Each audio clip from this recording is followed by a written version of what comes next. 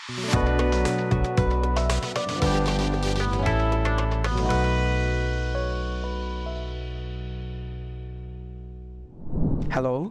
আমার নাম রিয়াদ।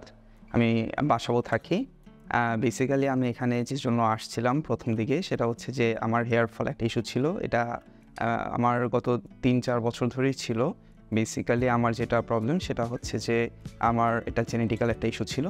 তো যার কারণে হচ্ছে যে অ্যাফ্রেড যে আমি জেনেটিক্যাল ইস্যু হলে যে কোনো সময় হয়তো এটা আমার ক্ষেত্রেও হতে পারে। আমি ফুললি অ্যাকচুয়ালি হেয়ারটা লস করব। তো আমি এটা সম্পর্কে জানতে পারি বেসিক্যালি ফেসবুক থেকে। এখানে হচ্ছে জামাল ভুঁইয়াও এখান থেকে ট্রান্সপ্ল্যান্টটা করিয়েছে। তো ওই অ্যাডভার্টাইজটা দেখেই আমি পরে সার্চ করলাম ওদের সম্পর্কে, অনলাইনে আরও কিছু ইনফরমেশন কালেক্ট করলাম। দেখলাম বাংলাদেশে ওদের একটা ব্রাঞ্চ আছে।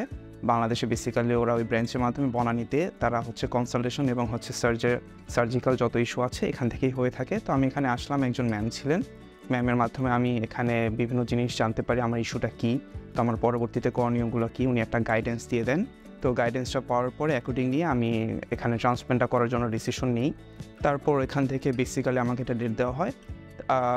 আমার ট্রান্সপ্ল্যান্টটা হয় সেপ্টেম্বরে। ৫ মাস হয়েছে, আজকে আমি পিআরপির জন্য এসেছি। তো আমার বেসিক্যালি ফ্রন্ট এরিয়াতে চুল একেবারেই ছিল না। আমার ক্রাউন এরিয়াতেও হেয়ার ফলে অনেক ইস্যু ছিল। আলহামদুলিল্লাহ 5 মাস পরে আমি আজকে পিআরপি নিতে এসেছি। আমার ইমপ্রুভমেন্টটা দেখে আমি নিজেই অ্যাস্টোনিশড।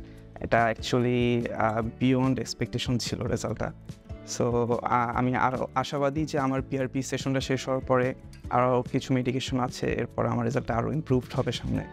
সো থ্যাঙ্কস নিউ রুটস আপনাদের কনস্ট্যান্ট সাপোর্ট দেওয়ার জন্য, আপনাদের গাইডেন্সটার জন্য, and I wish new roots best of luck for the future.